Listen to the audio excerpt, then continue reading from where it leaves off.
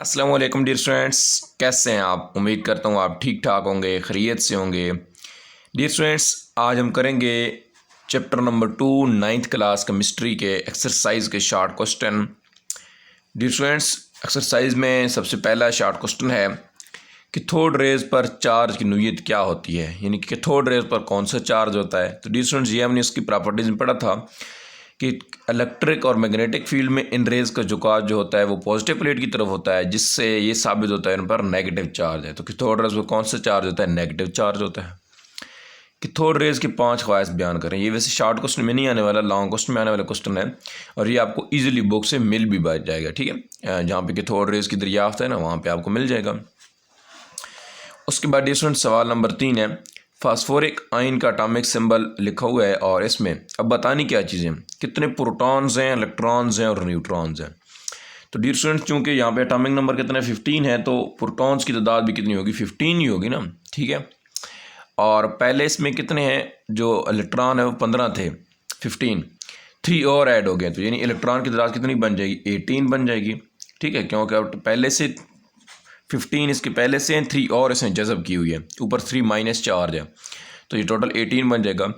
और न्यूट्रॉन की तादाद कितनी है, टोटल मैस नंबर कितना है 31, अटामिक नंबर कितना है 15, यानी कि प्रोटॉन की तादाद है 15, तो 31 में से 15 आप सब्ट्रैक्ट कर लें, आपके पास न्यूट्रॉन की तादाद मिल जाएगी। तो ये चीज़ भी फाइंड हो गई। अब दूसरा नाम, आयन का नाम क्या है। तो डिस्टेंट इस आयन का नाम होगा जी फास्फाइड आयन इसका नाम होगा। आयन की इलेक्ट्रॉनिक कन्फिग्रेशन की डायग्राम बनाएं। डायग्राम बनानी है हमने जी। इस आयन की इलेक्ट्रॉनिक ज़ैल होगी, यानी कि उसका इलेक्ट्रॉन की तादाद टोटल 18 हो चुकी है ना, 3 उसने जज़ब भी कर लिया। तो ये जो है के शेल में 2 होंगे, एल में 2 8 होंगे, एम में 8 होंगे। 1s2 यानी कि 2s2 2p6 3s2 और 3p6 यानी कि 18 पूरे हो जाएंगे। और आखिर में उसने बोला है कि उस नोबल गैस का नाम बताएं जिसकी इलेक्ट्रॉनिक कन्फिग्रेशन उस नोबल गैस का नाम बताएं जिसकी इलेक्ट्रॉनिक कन्फिग्रेशन फास्फोरस आयन जैसी हो। तो वो नोबल गैस जो होती है आर्गोन होती है। यहाँ पे उन्होंने लिखा है कोई नहीं तो नहीं आर्गोन, क्योंकि आर्गोन को भी जो 18 होते हैं और उसकी भी बिल्कुल सेम होती है। ठीक है, आर्गोन। तो ये हमारा करेक्ट ऑप्शन है, आंसर है। तो डियर स्टूडेंट्स, उसके बाद ये आता है सवाल नंबर 4 की शेल और सब शेल में फ़र्क करें। तो ये हमारे पास एक यहाँ पे शॉर्ट क्वेश्चन में आपको दिखा देते हैं जी। शॉर्ट इसका होगा, ये शेल्स और शेल शेल है। ठीक है, तो ये शेल्स की तारीफ होगी कि इलेक्ट्रॉन अपने एनर्जी के लिहाज से न्यूक्लियस के गिर्द गर्दिश करते हैं, उन्हें हम शेल कहते हैं, और इंग्लिश के बड़े रूप से इनको ज़ाहिर करते हैं K11। और उसके बाद सब शेल क्या होते हैं, किस शेल में वो मकामात जहाँ इलेक्ट्रॉन पाए जाने के ज़्यादा इम्कानात होते हैं उन्हें सब शेल यानी आर्बिटल कहते हैं, और उन्हें SPDF से ज़ाहिर किया जाता है। तो ये इनमें फ़र्क है। ठीक है, ये शेल की तारीफ हो गई, और ये क्या है, सब शेल की तारीफ है। सब शेल कि शेल में वो मकामात जहाँ इलेक्ट्रॉन पाए जाने के ज़्यादा तर इम्कानात होते हैं उन्हें सब शेल या आर्बिटल भी उनको बोलते हैं, और इनके छोटे अंग्रेज़ी हरूफ SPDF से ज़ाहिर करते होते हैं। तो ये डियर स्टूडेंट इसका आंसर है जी। अच्छा, अब उसके बाद डियर स्टूडेंट्स कहता है कि एक एलिमेंट का एटॉमिक नंबर 15 है, इसके K shell L M shell में कितने कितने होंगे।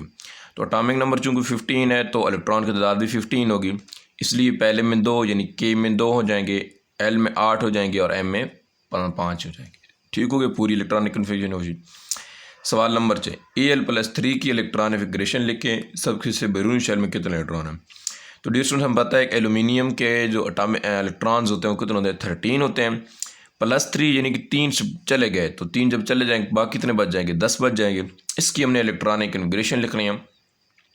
तो 10 इलेक्ट्रॉन है तो 1s2 2s2 आएगा और 2p यहाँ पे 6 आ जाएगा। और सबसे बैरूनी शेल, चूँकि अब देखो ना, पहले K शेल है ना, K में 2 और L में 8 है, तो 10 ही हैं, तो इसका बैरूनी शेल L हो गया और उसमें कितने इलेक्ट्रॉन हो गए, 8 इलेक्ट्रॉन होंगे। ठीक है, ये उसके बाद की बात कर रहा है, यानी कि Al+3 की बात कर रहा है। अगर वो सिर्फ एल्यूमिनियम को कहता ना, तो उसका बैरूनी शेल यहाँ पे M शेल था और उसके यहाँ पे 3 इलेक्ट्रॉन थे। अब 3 तो चूँकि चले गए हैं ना, अब बैरूनी शेल में कितने बच गए, 8।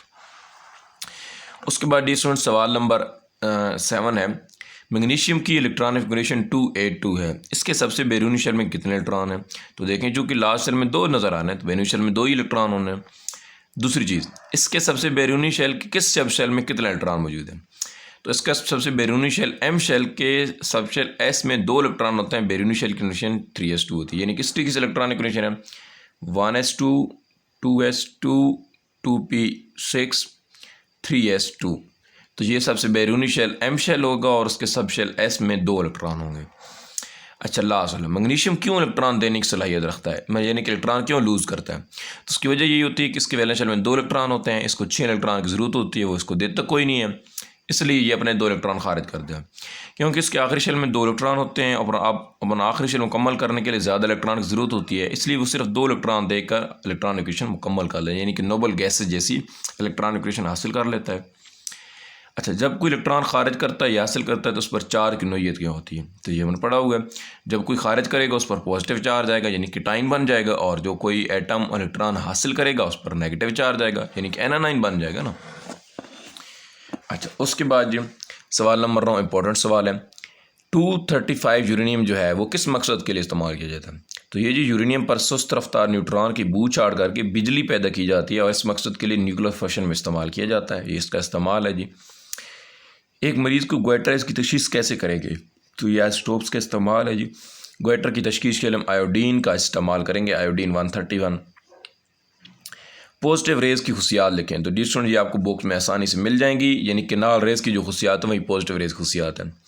ये रेज़ ख़त मुस्तकीम में सफ़र करती हैं, इन रेज़ पर पॉजिटिव चार्ज होता है और ये क्या करती हैं, ये अपने आने वाले ठोस अजसाम का आगे साया बनाती हैं, उसके रास्ते में अगर आ जाएँ। रदरफोर्ड मॉडल के नकाश ये भी आपको बुडीर्स में मिल जाएंगे। जिस रदरफोर्ड का मॉडल कंप्लीट होता है नताइज के बाद कि रेडिएशन क्लासिकल थ्योरी, इलेक्ट्रॉन चूँकि चार्ज रखते हैं तो मुसलसल एनर्जी खारिज करते हैं, तो आखिर उनको न्यूक्लियस में गिर जाना चाहिए, ठीक है, इस तरीके से। और उसके बाद 13, जब तक इलेक्ट्रॉन एक ऑर्बिट में रहता है कोई तवानाई खारिज जज़ब नहीं करता, वो तवानाई खारिज जज़ब कब करे?